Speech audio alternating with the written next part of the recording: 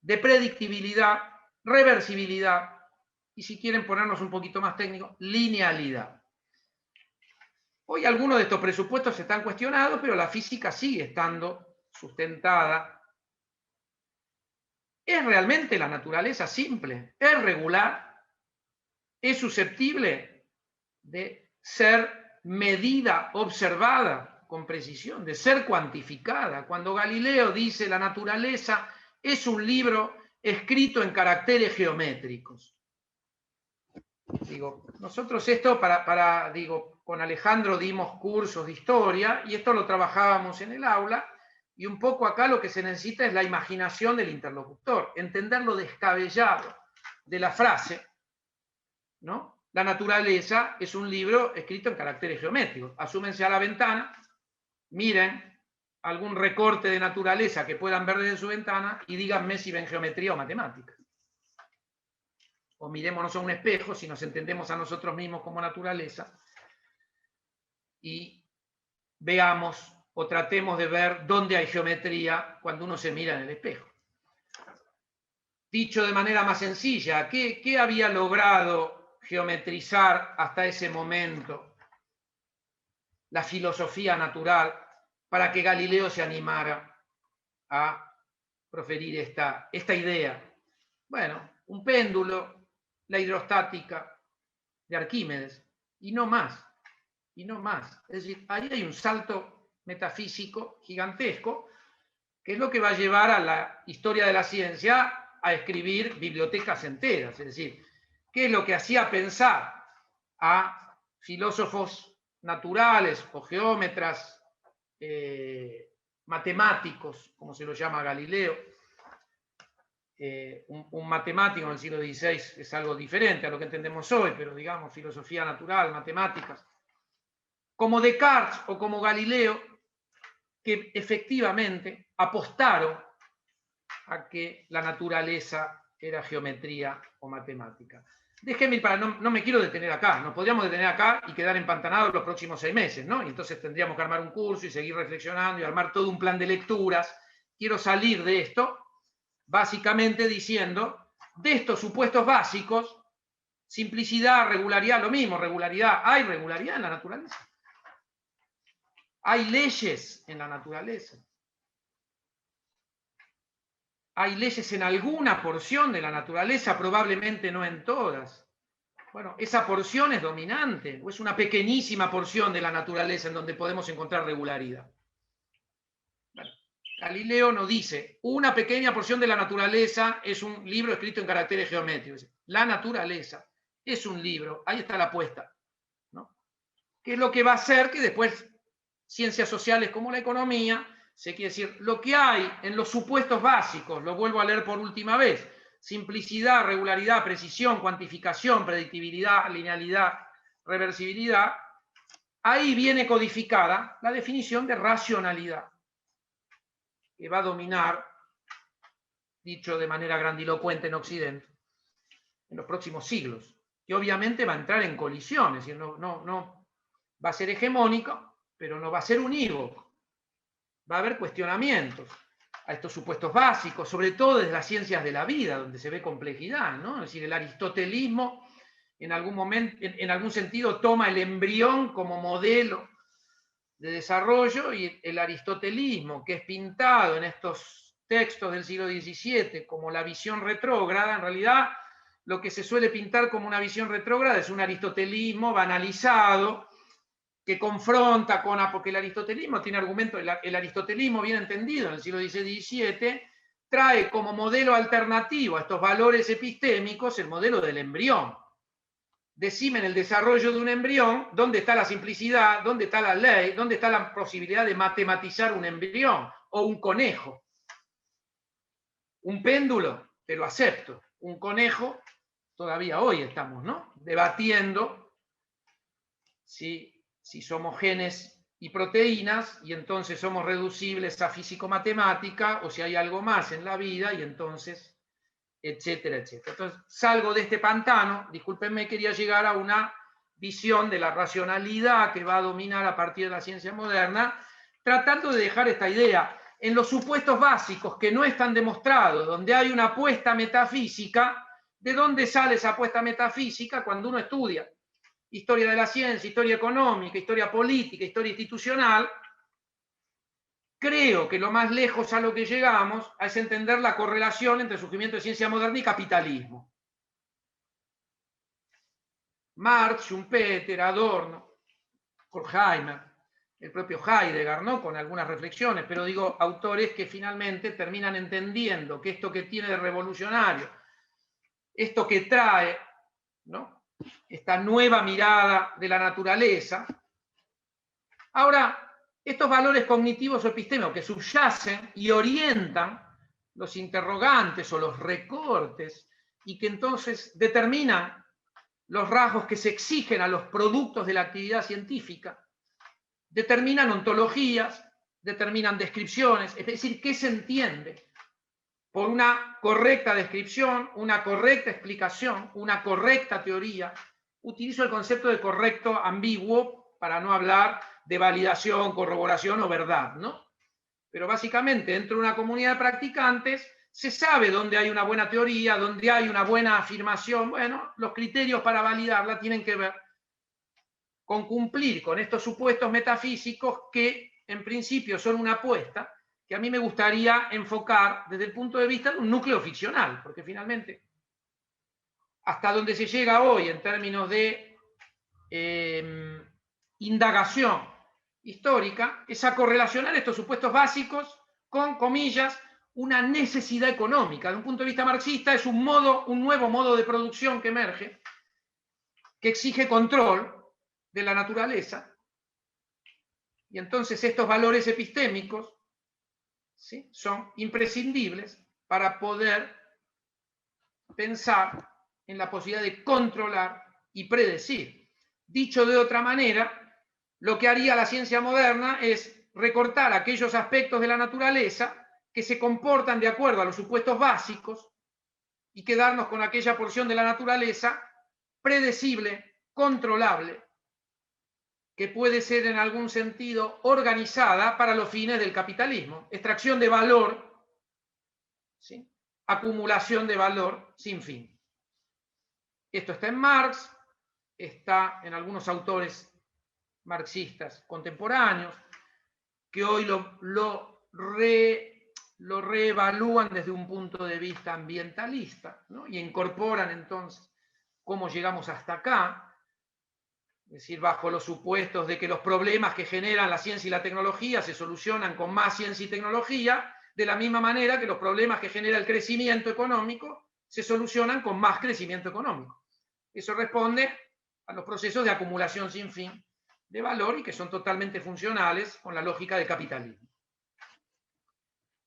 Entonces digo, estos valores cognitivos que son un a priori, que no se demuestran, son simultáneamente, por un lado, el criterio último para evaluar qué cosa es ciencia o qué cosa es física, digamos, y qué cosa no es ciencia o física. Oscilo entre ciencia y física porque la física durante varios siglos fue el paradigma de ciencia a imitar, la física y la astronomía.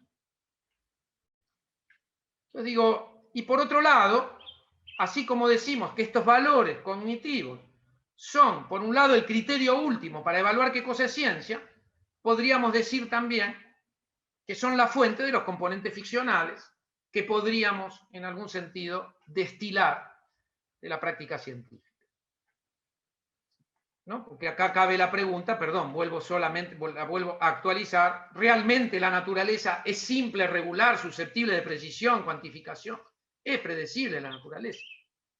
Bueno, los misiles dan en el blanco, los relojes dan la hora, las pantallas de plasma, cuando las encendemos, nos permiten ver lo que queremos. Alguna porción predecible, este núcleo ficcional encontró. Acá es donde empieza a aparecer la cuestión probablemente más interesante. Antes de sacar la conclusión a la que quiero llegar en este primer núcleo ficcional, déjenme entonces apelar de manera visible, casi diría didáctica, que cuando uno mira con estos ojos la historia de la física, realmente encuentra novelas de ficción, ¿no? Es decir, el propio Galileo pensando la naturaleza como un texto escrito en caracteres geométricos, o el mecanicismo cartesiano que reduce la realidad a materia y movimiento, y uno le dice a Descartes, pero el perro sufre, hay momentos que pone gesto, no, es solo el gesto, el perro no sufre, es materia y movimiento. ¿No? Es decir, eso es lo que requiere haber asumido el ser humano. No, el ser humano tiene alma. ¿Y cómo interacciona el alma con el cuerpo? Bueno, está el dualismo, vienen sincronizados, y ahí está Dios, la necesidad de Dios, que sincronizó el reloj del cuerpo con la libertad del alma. Algo que nunca cerró, creo, en filosofía. Los filósofas presentes después me retarán por banalizar a Descartes. Es la pobre interpretación que hace un físico o un exfísico del mecanicismo cartesiano. El propio Newton, cuando tiene que describir el sistema solar, que cada tanto el sistema solar, pero Dios, ¿qué papel juega en el sistema solar de acuerdo a la mecánica de Newton? No, como la fuerza gravitatoria, en algún sentido, desincroniza las órbitas, Dios interviene cada tanto para corregir. Y algunos se enojaban con Newton, ¿no? Porque, es decir, Newton, que dedicó la mayor parte de sus escritos a la interpretación de la Biblia, ¿no? A la exégesis bíblica. El gran científico moderno, cuando uno mira el caudal de sus escritos, su gran mayoría de trabajos tienen que ver con la interpretación del libro de Daniel y algunos otros textos de exégesis, ¿no? De la Biblia. Ese es el Newton que le asigna a Dios, porque algún rol hay que asignarle a Dios para no caer en la acusación de ateísmo, y además en el siglo XVII, y además Newton realmente viene del Trinity College y es un creyente. Entonces le asigna a Dios un papel que algunos van a criticar por marginal. Dios, entidad omnisciente y omnipotente, resulta que en el sistema newtoniano existe para corregir las órbitas, ¿no? Es decir, para poner el reloj en hora cada tanto. El reloj atrasa o adelanta de acuerdo al planeta. Eso va a llevar al siglo XIX, ¿no? A Laplace, a la famosa anécdota cuando Napoleón le pregunta a Laplace qué rol juega Dios en el sistema. Bueno, no tuve necesidad de esa hipótesis, va a decir Laplace. Eso va a ocurrir recién en el siglo XIX. La evolución, quiero decir, del newtonianismo. Y así podríamos seguir con... Esto es la física, esto es la historia de la física, es decir, un Maxwell y su teoría electromagnética, cuando uno le estudia como estudiante de física, acá está Élida, en una de esas va a sentir alguna empatía con esto, no sé si compartimos las mismas clases, pero si no, seguramente las cursamos de manera cercana. Uno estudiaba electromagnetismo, que era una materia difícil por las matemáticas complejas, y a uno venían y le decían, estas son las 4 ecuaciones de Maxwell, como los 10 mandamientos de Moisés, y los 4 meses que duraba la materia, uno se dedicaba a resolver problemas con esas 4 ecuaciones. La gran pregunta que nos hacíamos como estudiantes es, ¿de dónde sacó Maxwell esas 4 ecuaciones? Yo lo pude entender cuando me dediqué a la historia de la ciencia. Lamentablemente no se enseña esto en las aulas. Maxwell elaboró un modelo de éter, una entidad ficticia que le permitió deducir sus ecuaciones, y habiendo deducido sus ecuaciones, como su éter se comportaba de manera totalmente antiintuitiva, pateó la escalera, pateó la hipótesis y se quedó con las 4 ecuaciones bajo el supuesto de la ontología está en las matemáticas, no en el modelo. Eso es física del siglo XIX. Estoy tratando de convencerlos de que hay núcleos ficcionales en la física. No sé si lo estoy logrando, pero digo, esto es un poco, estoy recorriendo, ¿no? De Galileo, Descartes, Newton, Maxwell, última estación, Einstein. No voy a hablar de Einstein, pero cuando uno ve cómo salta a la fama Einstein, Einstein empieza su carrera de genio incomprensible, como Newton. A los 26 años publica 5 trabajos que hubieran merecido 5 premios Nobel, cada uno por separado. Digo, 26 años. Newton a los 24 formula su teoría de la gravedad, descubre el cálculo, desarrolla el cálculo infinitesimal y una teoría óptica.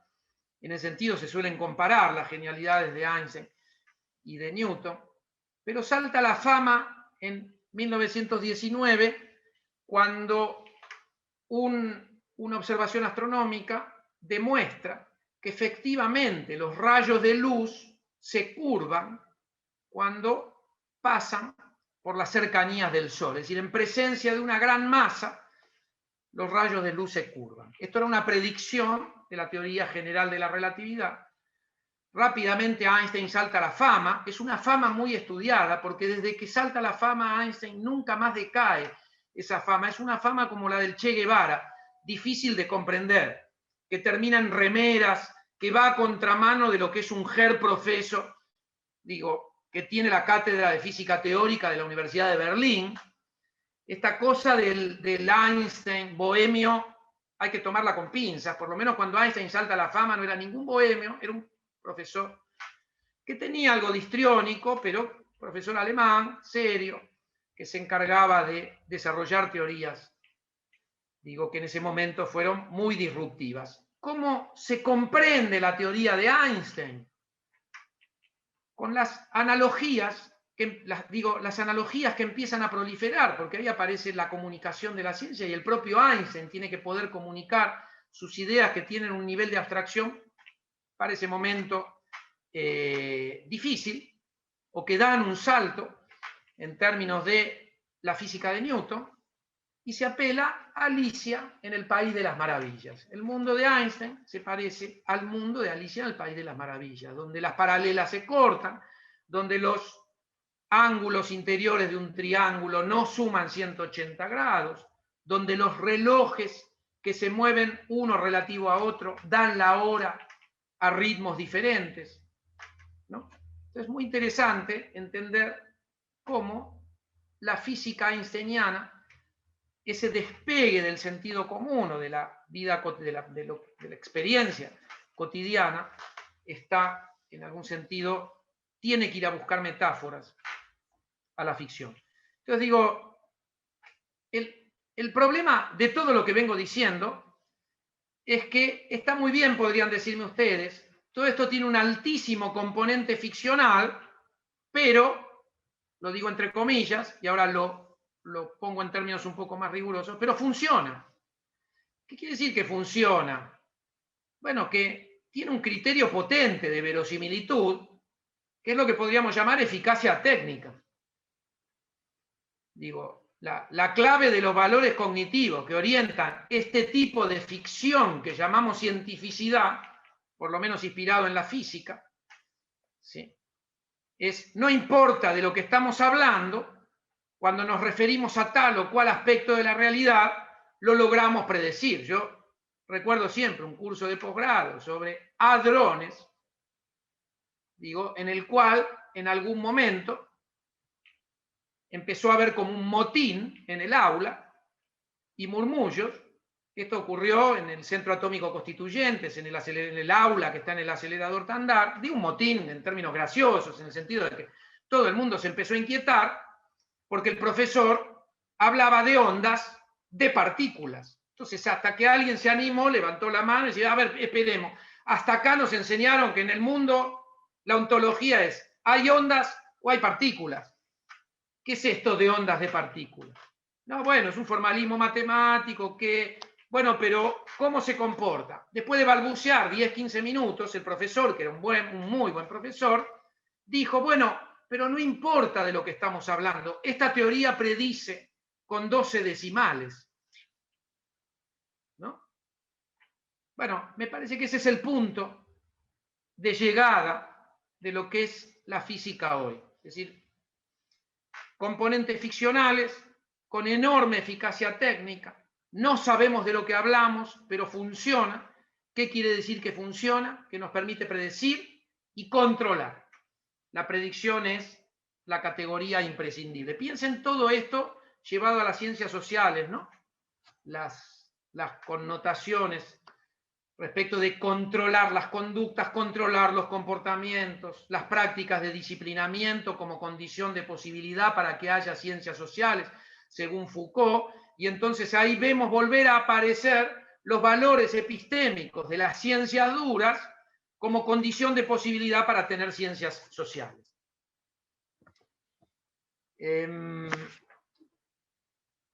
Dejo acá, porque me vienen infinitos comentarios y voy por el minuto 37, se me agota el tiempo. Paso a la biología, lo voy a hacer muchísimo más breve, pero quiero ahora ir al otro núcleo ficcional, bastante, yo diría, divergente de lo que se entiende en física por valores epistémicos. Digo, hay otro, yo lo estoy llamando núcleo ficcional, no sé si los va a dejar conformes este apelativo, este calificativo. Digo, hay otro núcleo ficcional que va a ser condición de posibilidad para la conformación ahora de las ciencias de la vida. Y que nos da también una aproximación al sentido del término ficción en ciencia. Acá apeló a Georges Canguilhem, maestro de Foucault en muchos aspectos. Georges Canguilhem lo relaciona, tomo la idea de Canguilhem de desviación de la norma. Tiene un libro que se titula Lo normal y lo patológico, donde hay párrafos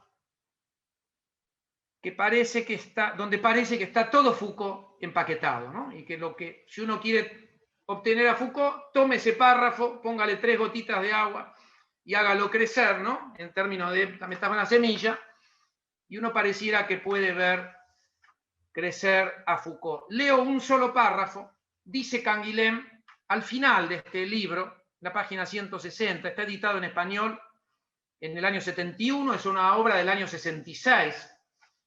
Dice, podemos decir que en materia biológica el patos es el que condiciona al logos, porque lo requiere. Lo anormal es lo que suscita el interés teórico por lo normal. Las normas solo son reconocidas como tales en las infracciones. Las funciones solo se revelan por sus fallas. La vida solo se eleva a la conciencia y a la ciencia de sí misma por la inadaptación, el fracaso y el dolor. Es decir, y Canguilhem pasa a discutir la noción de error de la naturaleza.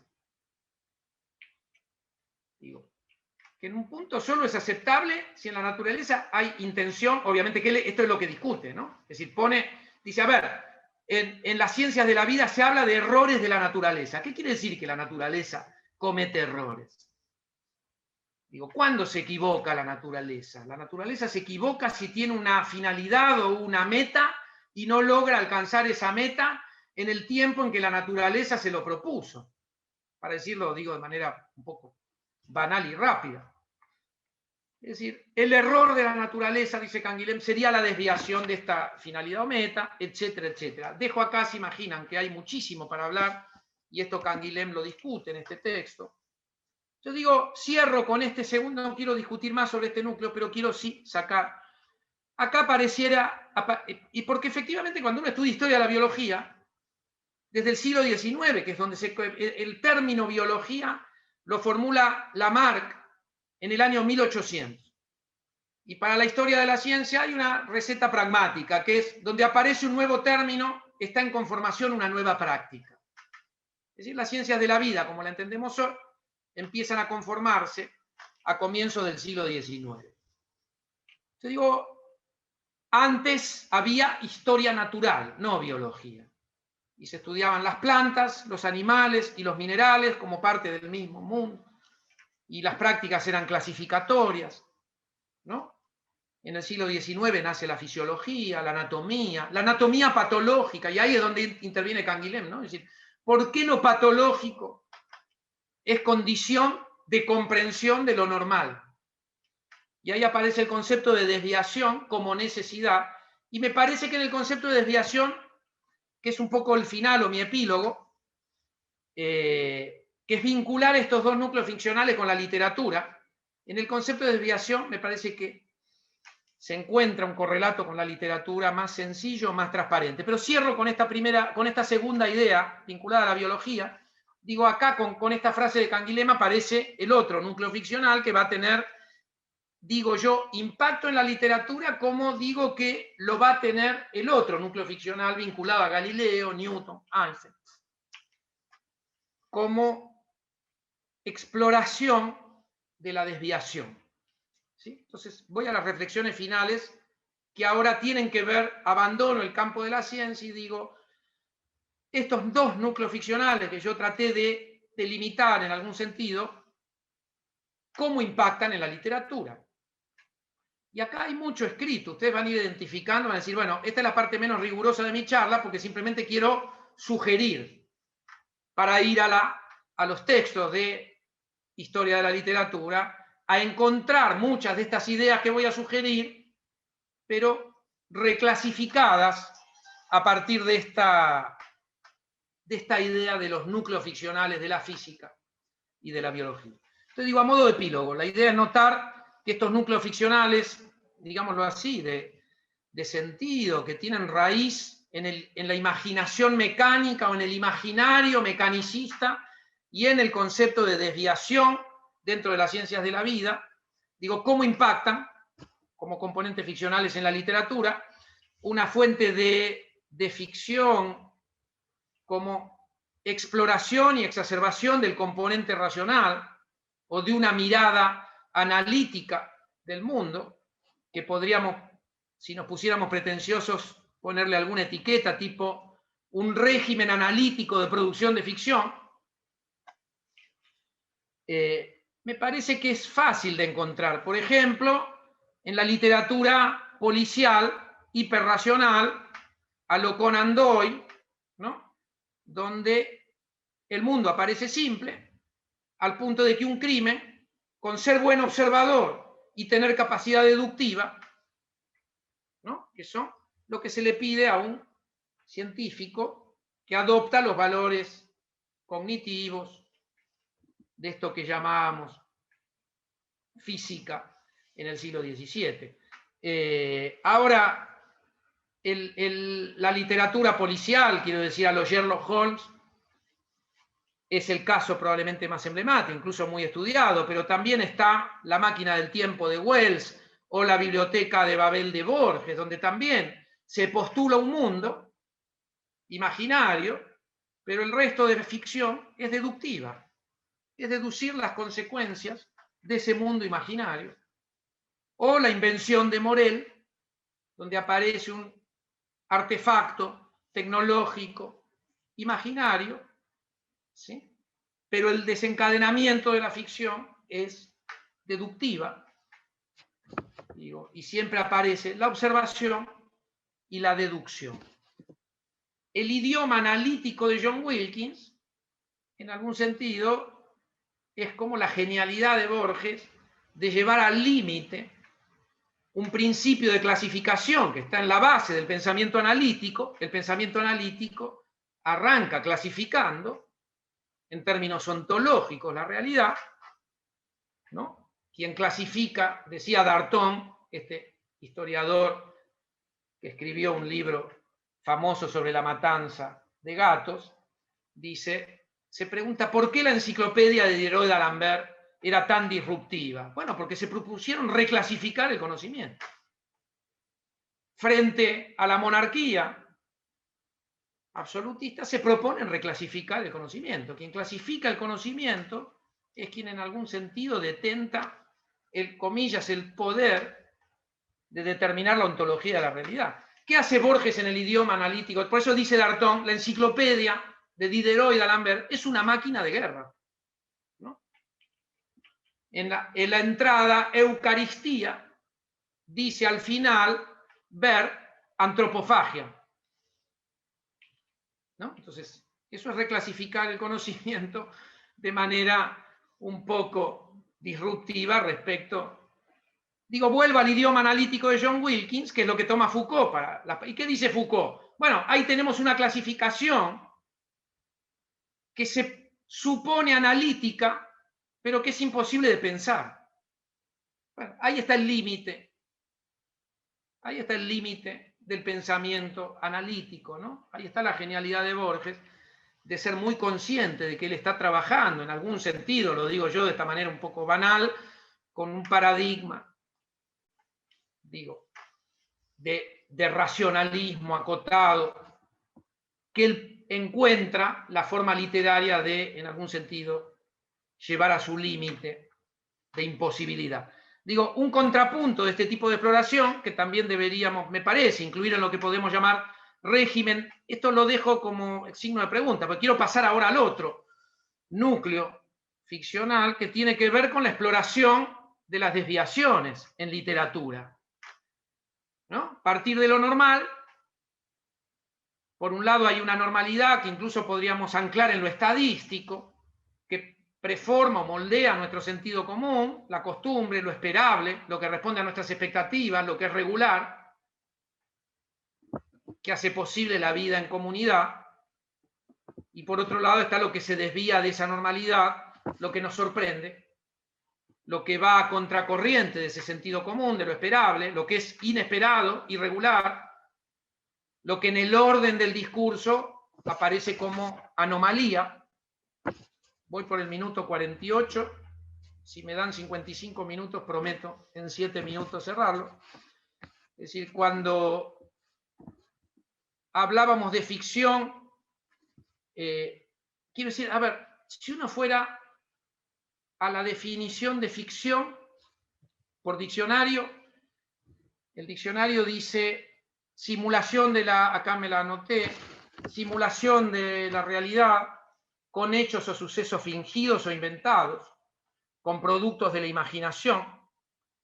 Digo, si tomamos esta definición de ficción, en realidad no nos encaja con entender cómo aparecen núcleos ficcionales para definir racionalidad a comienzos del siglo XVI y XVII. Es decir, los núcleos ficcionales, por eso uno diría, bueno, perfecto, entonces, en lugar de llamarlo ficción, hablemos de narración mítica, es decir, el mito de Occidente. Esto lo discute mucho Enrique Dussel, ¿no? Cuando él rescata la narración mítica y niega este pasaje del mito al logos, diciendo hay un pasaje del mito al mito, salvo que lo que llamamos logos como mito de Occidente tiene algunas características diferentes y trata, ¿no? de caracterizar. Entonces digo, para terminar con este último tema, piensen en el Frankenstein de Mary Shelley, siempre para arrancar desde el siglo XIX, ¿no? En donde se supone que la electricidad, o como se decía en ese momento, los experimentos galvánicos, son los responsables de la vida, y eso lo va a explorar Mary Shelley en una novela, y en realidad lo que ocurre es una desviación de la vida. Y ahí hay toda, ¿no? Hay que leerla la novela para entender. Crimen y castigo podría entenderse, ¿no? Como una desviación de alguien que piensa que puede transgredir la normalidad, ya entrando en un plano ético, ¿no? Me estoy yendo un poquito del marco de la reflexión puramente epistémica vinculada a la biología, pero ahora quiero explorar la desviación de la norma en la literatura. Hablábamos de Alicia en el País de las Maravillas, que es como la sistematización de la desviación de la normalidad. Un espejo que refleja de otra manera, la gente que se comporta, las cosas caen hacia arriba, no hacia abajo. El magnetismo animal, temas de la literatura del siglo XIX, comienzo del siglo XX, el magnetismo animal, el mesmerismo, la metempsicosis, la criptografía, la parapsicología, el espiritismo, el darwinismo, la teosofía, las fantasías médicas, las fantasías técnicas, como la máquina del tiempo, la electricidad como fuente de vida, los rayos X, las ondas de radio, la radiación, las mutaciones, la figura del inventor, ¿no? Incluso con proyecciones a América Latina y a la Argentina. Les recomiendo el libro La imaginación técnica, Sueños modernos de la cultura argentina, de Beatriz Arlo, del 97, o Cuando la ciencia despertaba fantasías, prensa, literatura y ocultismo en la Argentina, de Soledad Keriliak, del 2016, como libros que se dedican a explorar esto, ¿no? Es decir, el impacto de las ciencias duras en la literatura. el personaje del inventor en Roberto Arlt, la ficcionalización de un mundo feliz en Huxley y también en el juguete rabioso, no en el juguete rabioso, perdón, en Los Siete Locos de Roberto Arlt. Esto está trabajado, repito, no estoy diciendo nada, no tengo pretensiones de estar diciendo nada nuevo, sí poniendo esto que está trabajado desde la crítica literaria o desde los estudios literarios, tratándolo de ubicar en una manera de entender la ciencia moderna, desde la biología y desde la física, a partir de núcleos ficcionales que después van a impactar en la literatura. Porque esto en algún sentido tiene el efecto paradójico, y ya con esta idea cierro, de generar el efecto inverso. Es decir, la ficción arranca desde los componentes racionales y después impactan en la literatura, y a eso lo llamamos ficción, pero no estamos dispuestos a llamar ficción esos mismos componentes puestos en lo que llamamos logos o narrativas racionales, entre otras cosas porque vienen respaldadas de eficacia técnica. ¿Sí? Porque todo muy bien con la ficción, pero todo vamos al médico, digo, todo muy bien con esto de querer deconstruir las prácticas científicas duras para encontrar, y en algún sentido, estos juegos de construcción siempre tienen alguna meta vinculada a bajar del pedestal a las prácticas científicas, ¿no? Partiendo de la base del prestigio con componentes legítimos, pero también con componentes ilegítimos, en tanto que prácticas que hoy son funcionales a prácticas de poder, sojuzgamiento, apropiación de la naturaleza, etcétera, etcétera. Entonces digo, frente a esos componentes críticos es donde aparece el debate realmente interesante.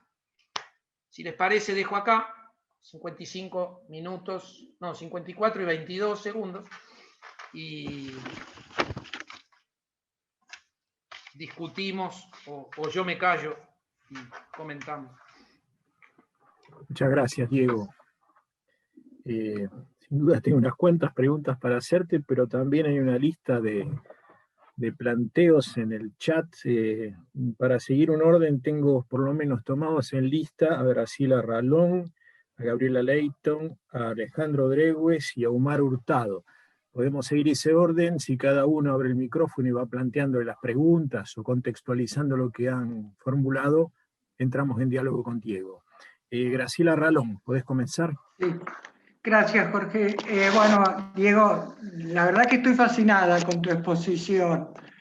Tengo mucho para objetarte, pero también mucho para pensar, ¿no?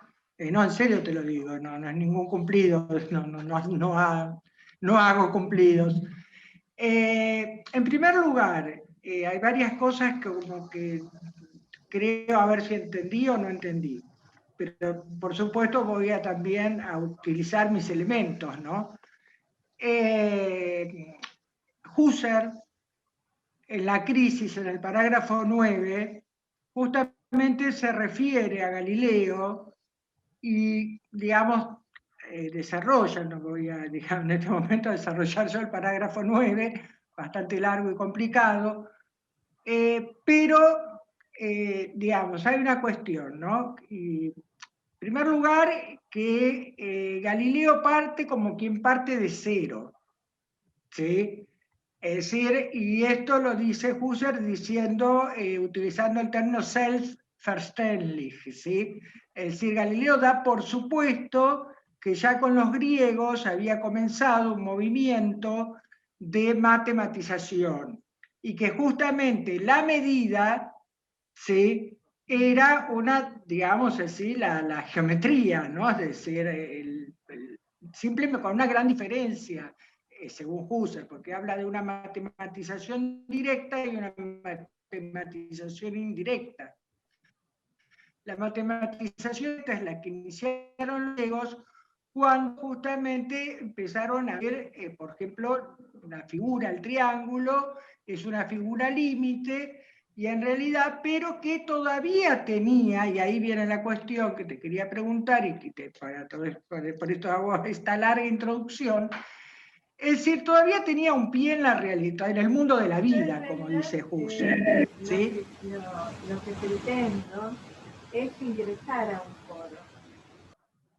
¿Se cortó la comunicación o...? No, se ahí filtró. está. Ya está. Se filtró bien. un micrófono. Ya. Entonces, digamos, pretendía, digamos, las figuras ideales, hablando de los griegos, todavía tenían un pie en el mundo de la vida, en lo sensible. ¿Sí? ¿Qué pasa con Galileo, que lleva a cabo, olvidándose ya de esta, digamos, de que los griegos habían comenzado con esta matematización, lleva a cabo una matematización indirecta, ¿sí? Es decir, esa matematización indirecta que la piensa justamente a partir, digamos, de Pitágoras, es decir, ¿qué ocurre? Digamos, le permite pasar directamente de la inducción que se da en el mundo de la vida y que todos realizamos a una inducción exacta y llevar la medida, es en una palabra, todo esto que vos acabas de decir, llevar el mundo de la vida a una formalización total, ¿sí? Bien, primera cuestión, por eso, Husserl va a decir, Galileo es un gran descubridor encubridor, ¿sí? Descubridor encubridor. Es decir, muy bien, nos descubre todo el mundo de la física, pero nos encubre el mundo de la vida y lleva a cabo una subversión porque da vuelta a la cosa, es decir, pretende que el mundo de la naturaleza, en los términos que vos decías, sea el verdadero mundo. Es decir, lo que hace es absolutizar un tipo de idealización. Bien, preguntas, cuestiones ahora, y sobre todo con la segunda parte de la biología que me interesó muchísimo. Bueno, te agrego una cuestión más, ¿no? Es decir, simplemente trato de resumirla. Sí. ¿Corto? Cortita. Abreviá, Vos hablaste de racionalización y capitalismo. Sí, rápido. Racionalización y capitalismo. No se puede pasar por alto el nombre de porque Weber entiende esta racionalización moderna como una forma de predecir, pero claro, con todo, no voy a extenderme en función del Graciela, tiempo, pero sí voy a lo último, y ahí Graciela, estaría quizás escuchame un segundo. Por un momento se cortó tu exposición, así que si podés repetir el inicio de esta pregunta. El inicio del personaje, Jorge, porque ya hacía referencia, entiendo que a Weber o no. Sí, el autor, a Weber, exactamente. Max Weber, vale, está, bien. A Weber, porque Diego nombra justamente la protestante y el espíritu del capitalismo, y lo que significó la racionalidad moderna, que es lo que Diego también expusiste. Ahora bien, a todo esto, digamos, esto es una gran introducción, para ir a la noción de desviación, que es la que más me interesó, y que quizás vos separás el paradigma biológico del paradigma físico. Vos sabés que lo pensaba y me pongo un poco exaltada por eso digo que me movilizó muchísimo, porque digamos, lo de Galileo no es una desviación de la naturaleza, lo de Husserl cuando dice la Tierra no se mueve. ¿Sí? La Tierra no se mueve es un escrito de Husserl que, claro, si uno causaría un gran horror, digamos, ¿no? Es como toda la literatura ficcional. Está, eso. Pregunta entonces, y comentarios aparte, dejo abierta la cuestión. ¿No sería también, digamos, en el plano de la física, no podríamos hablar también de una desviación? Brevísimo, no voy a responder. ¿Puedo? Sí, Diego, vos. Muy breve, no es algo respondible, podemos discutir y la vamos a seguir con Graciela, digo, pero Husserl y la matematización, déjame poner como contrapunto a Alexandre Coiré, que lo discute a Husserl, ¿no? Y en algún punto, o sea, eso está muy claro, es decir, Pitágoras o pitagorismo, platonismo, neoplatonismo, cómo eso vuelve se pierde en Europa, retorna a Europa. Digo, algo importante que aporta Coiré a esta idea que vos sumás es que es cierto que la matematización comienza con Arquímedes, en Alejandría sobre todo, la matematización del cielo, también es un punto a considerar cuando uno habla del rol de las matemáticas, pero dice Coiré, Galileo matematiza el movimiento, y para eso homogeneiza el espacio de cualidades del aristotelismo, lo transforma en una abstracción euclídea, y eso es la condición de posibilidad para espacializar el tiempo, dice Coiré. Y entonces el tiempo pasa a ser una variable en los ejes cartesianos. ¿Qué es esto de geometrizar el tiempo? ¿No? Eso me parece que es un salto que está en tu comentario, está, y hasta ahí llego porque esto podemos seguirlo a la eternidad. Respecto de Max Weber, quiero decir, la discusión que abre Husserl, la toma Coiré lo discute a Husserl cuando él trata o cuando él construye un Galileo platónico. Después va a ser discutido, el Galileo de Coiré va a ser muy discutido, porque el estudio de los documentos, no me acuerdo el nombre de pila, Drake, encuentra que Galileo, además, era un gran experimentalista, que esto va a ser un aporte posterior, pero eso no niega el rol de las matemáticas en Galileo. Es decir, hay una parte de la obra de Coiré que se sostiene, y me parece que ahí el rol de las matemáticas es novedoso. Es decir, hay una novedad en la matematización de la naturaleza que se inicia en el siglo XVII, que no estaba en la antigüedad, que no está hasta ese momento, y que tiene que ver con la matematización del movimiento y la geometrización del tiempo, ¿no? Totalmente de acuerdo. Que no es una respuesta, es un diálogo, ¿no? Con lo que vos decís, le agrega un elemento. Sí.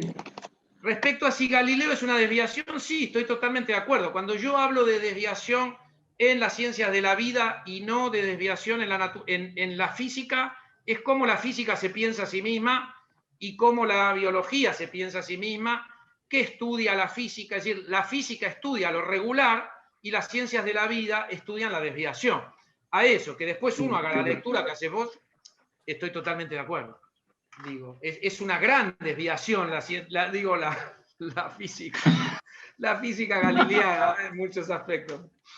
Dejo acá solo para que sigamos dialogando, porque lo que... Sí. Muchas gracias a los dos. Gabriela Leighton.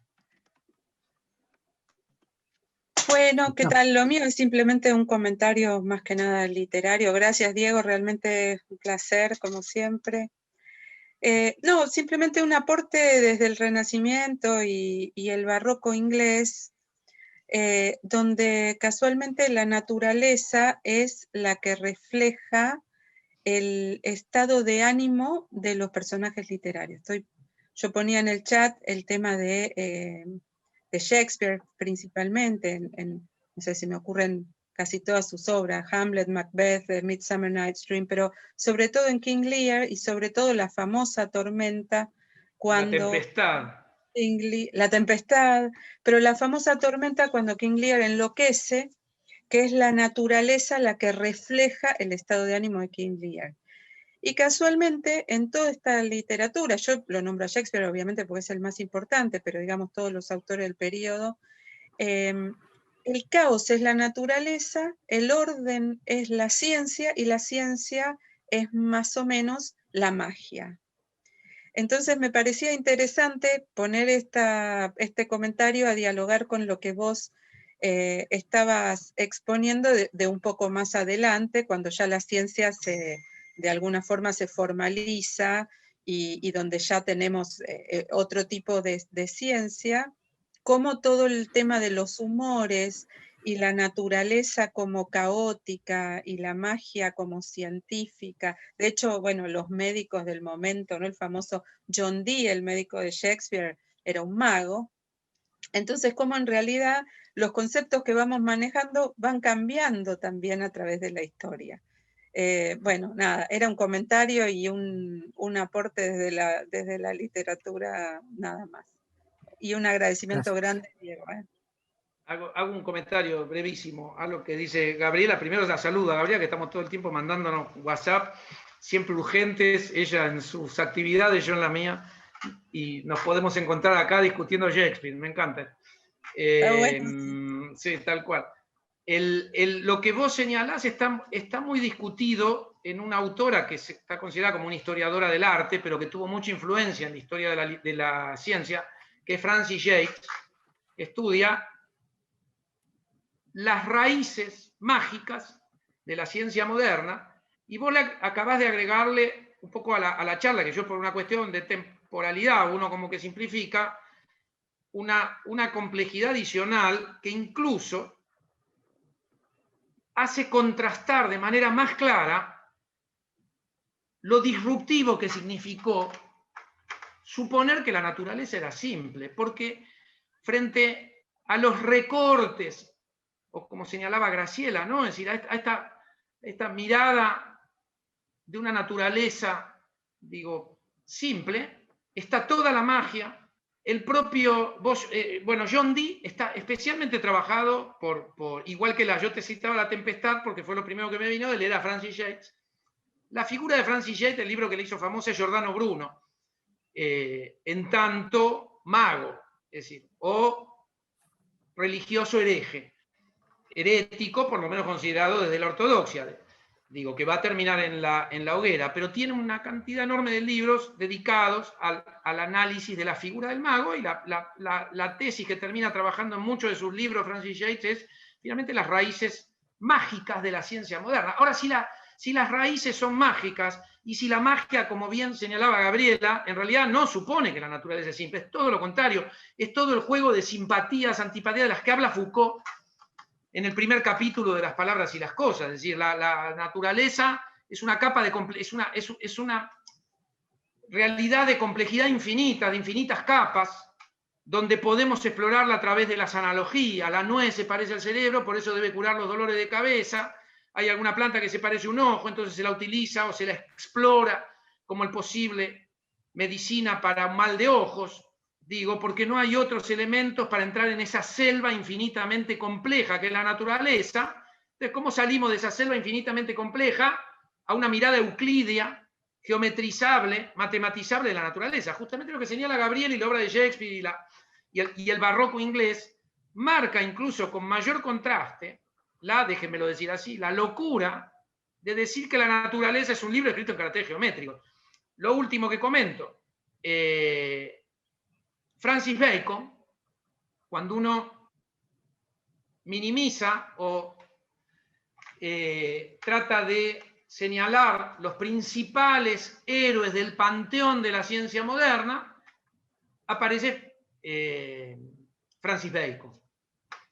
¿Por qué? Porque tiene su obra, el Novum Organum, que es, frente al órgano aristotélico, es la primera manifestación del método inductivo basado en la observación, ¿no? El método inductivo de Bacon es muy complejo, pero hay un método inductivo, y entonces se dice Galileo, Descartes, Bacon, Harvey, Newton, los padres de la ciencia moderna. Sin embargo, Bacon nunca aceptó que las matemáticas eran aplicables a la naturaleza.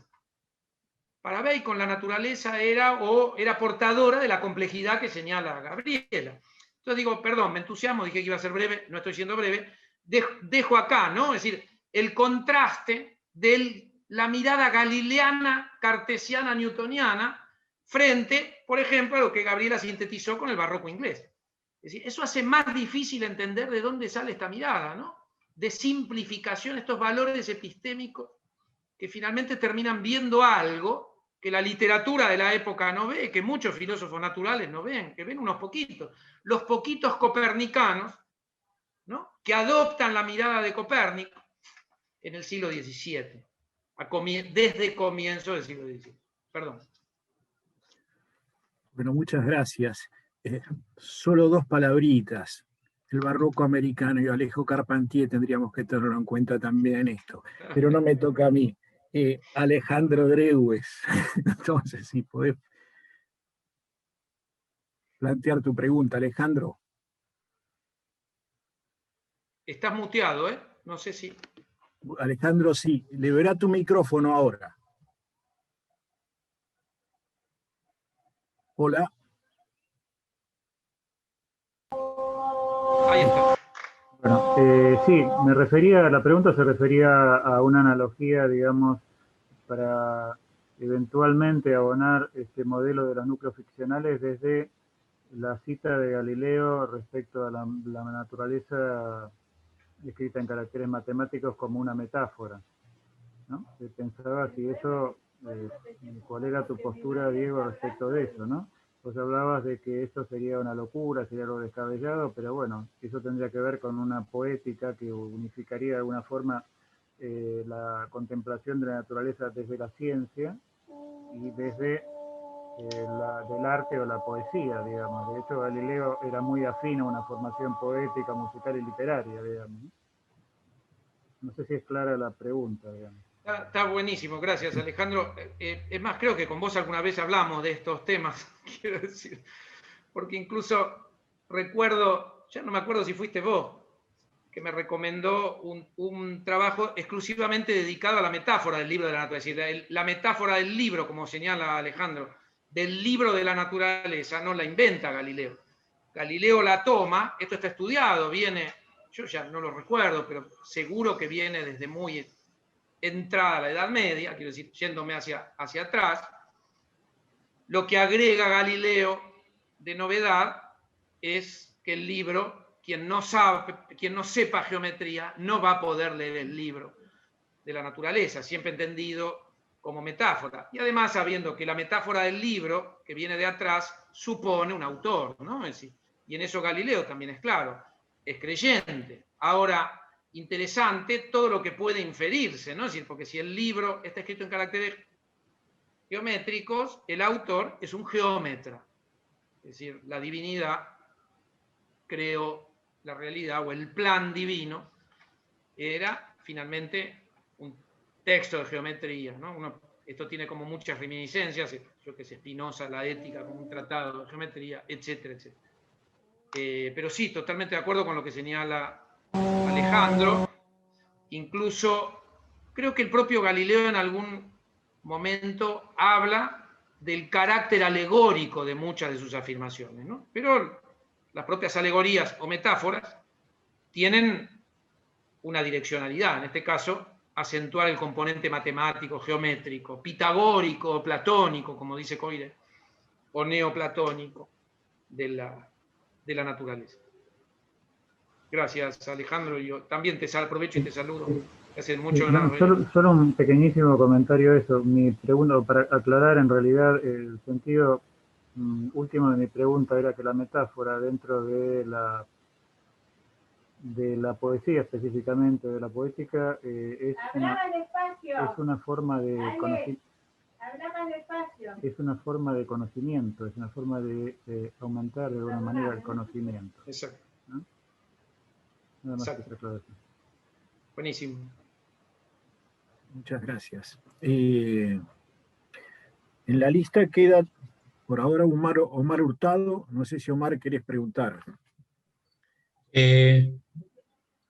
Acá estoy, ¿Qué tal? ¿Cómo estás? Tocayo de apellido. No, el tema es, vos estás hablando de que en cierta forma la ciencia se maneja con ficciones, ¿no? Que uno podría llamarlo modelos o Hegel diría también metafísica.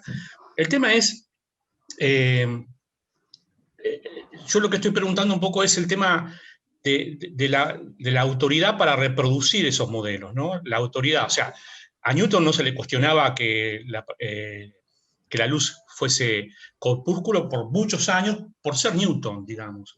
Y hay otro fenómeno, es que nosotros, los que manejamos matemática y ciencias, lo aprendemos de muy joven, con lo cual en ese momento no cuestionamos nada, ¿no? Y después ya lo suponemos para siempre. Entonces está el tema ¿no? El tema de la reproducción y la transmisibilidad de los conocimientos científicos cuando vos estás diciendo que son modelos o ficciones, ¿no? Esa es un poco la idea general de mi pregunta. Claro, me dan ganas de prolongar tu pregunta hacia otros aspectos, ¿no? de la vida científica, donde efectivamente aparecen, no sé si, a ver, si te estoy tergiversando de hablar de criterios de autoridad, digo, que parten. Ahora, estoy buscando en mi cabeza, me parece que es el libro de Japin y Jaffer, que es Leviatán y la bomba de vacío, que tiene justamente que ver con, es un libro que se publicó, está traducido al español, creo que está traducido como Leviatán y la bomba neumática, en realidad, que es como se llamaba la bomba de vacío en el siglo XVII, que tiene que ver, es un libro de más de 450 páginas, si no sobrepasa las 500, en donde dos historiadores anglosajones, creo que se publica en el año 1984, cito el año, ¿por qué? Porque es la década del debate realismo versus constructivismo, ¿no? Es decir, en algún sentido, nosotros podríamos toda esta charla encuadrarla en ese debate en algún sentido. Digo, es decir, el constructivismo, desde la historia y la filosofía de la ciencia, apuntan a deconstruir las prácticas científicas desde los criterios de autoridad, desde los componentes. Digo, hay un libro que yo creo que el título me ahorra seguir haciendo comentarios, que es La construcción social de la verdad, del propio Japin. Japin y Jaffer, Stephen Japin y Simon Jaffer escriben el texto Leviatán y la bomba neumática. Algunos años después, prolongando esta investigación, que ahora quiero hacer un solo comentario, Japin publica este texto que es La construcción social de la verdad, en donde él trata de detectar el origen del concepto de objetividad. Lo digo rápido, ¿no? Es un libro y dice, bueno, como constructivista, el concepto de objetividad en ciencia tiene que haber emergido necesariamente porque no existe otro lugar desde donde puede emerger que de las propias prácticas sociales. Las prácticas sociales que ocurren en aquellos espacios que quieren producir conocimiento de acuerdo a esta novedad que llamamos ciencia moderna. ¿Cuáles son esas prácticas sociales? Bueno, la escena experimental. Imagínense en 1660, en algún cuartito, traemos una bomba de vacío, que para ese momento es como el acelerador de partículas más avanzado. Hay 4 o 5 bombas de vacío en toda Europa. Es como la búsqueda de la partícula de Dios hoy, digo, salvo que en 1660, y alguien hace un experimento con la bomba de vacío. Por ejemplo, si como dice Aristóteles el humo es leve, aún en el vacío tiene que elevarse. Si realmente es como dice Torricelli, ¿sí?, que el humo se eleva porque es más liviano que el aire, en el vacío el humo debe caer o no se debe elevar. ¿Sí? Y dejemos de lado lo más complicado. Hay vacío. ¿Qué es el vacío? Si la naturaleza aborrece el vacío. Bueno, eso es lo que discute Japin y Jaffer en Leviatán y la bomba neumática, ¿no? Todo un debate que involucra la política y la cultura de la época, si la bomba de vacío es algo que tenga algún sentido en la práctica de la filosofía natural. ¿Por qué hay que usar instrumentos para entender a la naturaleza? ¿Quién dijo que hay que usar instrumentos? Para entender a la naturaleza hay que salir a observarla. Hay que caminar por el campo, mirar los pajaritos, ver de qué está compuesta la materia. ¿Qué es esto de usar instrumentos? Bueno, otra de las novedades del siglo XVII. Eso es Leviatán y la bomba neumática. Y cierro con esta idea, en el siguiente libro dice, bueno, la objetividad tiene que ver con quién puede dar testimonio de lo que ocurrió en el experimento de la bomba de vacío, por ejemplo. Digo, la bomba de vacío podría ser cualquier otro experimento. Digo, solo para hacerlo más dramático y poner el instrumento más sofisticado del siglo XVII. ¿Y quién puede dar testimonio en el siglo XVII de lo que está ocurriendo? Porque después hay que transmitirlo a toda Europa. Si lo que dio el experimento es que el humo se eleva, ¿eso cómo lo colectivizamos? Si el conocimiento científico es colectivo. ¿Hoy qué hacemos? Publicamos un paper en Nature and Science, y si no lo aceptan en Nature and Science, bueno, en ese momento todavía Nature y Science no existían, ¿Cómo lo colectivizamos? A través de las epístolas, que me dicen, que cuentan, que narran lo que sucedió cuando se hizo el experimento. Ahora, ¿es creíble la epístola? Bueno, solo es creíble si quienes dan testimonio son creíbles. ¿Quiénes pueden dar testimonio creíble a mediados del siglo XVII? Los gentlemen. Ya sé que se indignaron todos, ¿no? Es decir, con esta frase. Esto es lo que está justificado. Es decir, la única persona que puede asistir a la escena experimental de manera desinteresada, porque su vida material la tiene resuelta, ¿no? La actitud de objetividad correcta, esto del observador imparcial. ¿Qué es eso? ¿Qué es un observador? Bueno, el loco no, el delincuente tampoco. Para el siglo XVII el comerciante tampoco. Solo el gentleman puede dar testimonio. Entonces hay que asegurarse de que cuando yo ponga a funcionar la bomba de vacío, tengan la primera fila sentados a 6, 7, 8, 15 caballeros que con su desapego de la realidad material